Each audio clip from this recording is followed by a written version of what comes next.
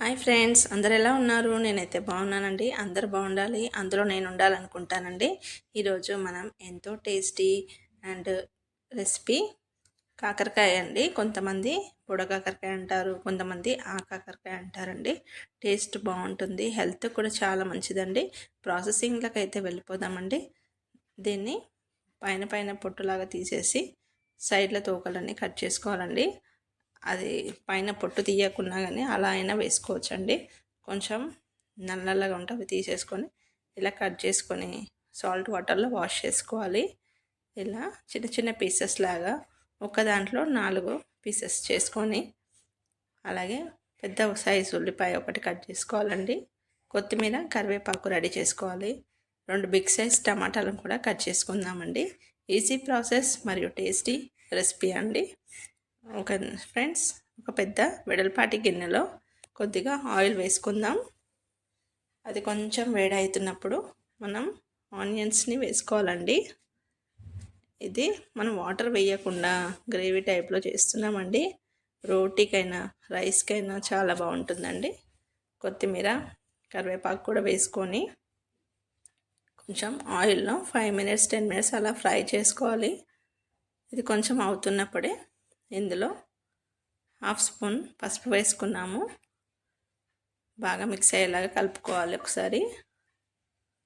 ఇందులోనే మనం ఇంట్లో ప్రిపేర్ చేసిన ఫ్రెష్ అల్లం వెల్లిపాయ పేస్ట్ కూడా వేసుకుందామండి. ఎక్కువ మసాలాలు లేకుండా, వాటర్ వేయకుండా ఈ కర్రీ అయితే చేస్తున్నాము. అల్లం వెల్లిపాయ పేస్ట్ 1 స్పూన్ వేసుకొని బాగా కలుపుకోవాలండి. ఇలా మొత్తం మిక్స్ చేసుకోవాలి. ఒక 5 మినిట్స్ తర్వాత ఇందులో మనం ఇంకా కాకరకాయలను కూడా వేసుకొని ఫ్రై చేసుకోవాలండి. కొంచెం ఆయిల్ అయితే ఎక్కువనే పడుతుందండి. ఇందులో వాటర్ వేయట్లేం కాబట్టి ఇప్పుడు కాకరకాయలను వేసేసుకొని చేసుకోవాలండి. చిన్నప్పటి నుంచి నాకు ఈ కర్రీ అంటే చాలా ఇష్టం అండి. మీలో ఎంతమందికి ఇష్టమో కామెంట్లో చెప్పండి. చిన్నప్పుడైతే మా మమ్మీ చేసేదండి. ఇప్పుడు మా అత్తయ్య వాళ్ళు చేసి పెడితే ఒక్కొక్కసారి నేను చేసుకుంటాను, ఒక్కొక్కసారి వాళ్ళు చేస్తారు. టేస్ట్ అయితే చాలా బాగుంటుందండి.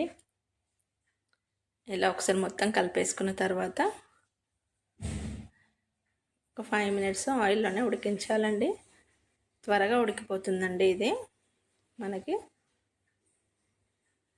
ఇలా ఒక 5 మినిట్స్ మూత పెట్టకుండా మరొక 5 మినిట్స్ మూత పెట్టి ఉడికించాలి.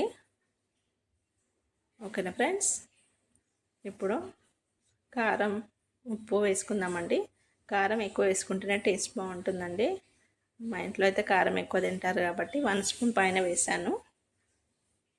సాల్ట్ కూడా 1 స్పూన్ వేసుకొని బాగా కలిపాలండి. మిక్స్ అయ్యేలాగా మొత్తం కలిపేసుకుందాం. ఇలా మొత్తం కలిపేసుకోవాలండి.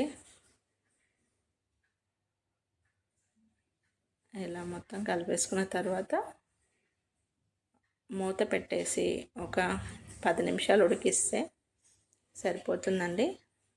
వాటర్ లాగా వచ్చాయి కదా, నెక్స్ట్ టమాటా కూడా వేసి ఒక 5 మినిట్స్ తర్వాత మనం స్టవ్ ఆఫ్ చేసుకోవచ్చు.